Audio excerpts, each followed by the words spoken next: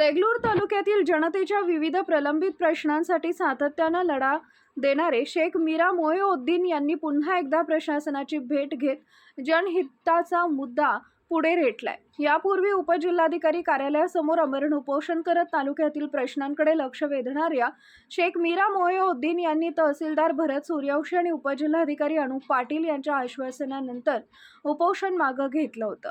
त्या आश्वासनांच्या पूर्ततेसाठी आणि प्रलंबित मागण्यांचा पाठपुरावा करण्यासाठी त्यांनी देगलूर तहसील कार्यालयात भेट देत तहसीलदार भरत सूर्यवंशी यांच्यासोबत सविस्तर चर्चा केली।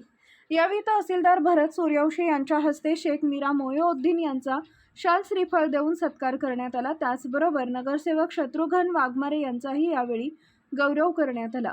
या भेटीदरम्यान प्रकाश कदम आणि भीमराव उपस्थित होते। तसेच दैनिक जनतेचे मत न्यूज नेटवर्क सय्यद समी यांनीही उपस्थित राहून घडामोडीची माहिती घेतली।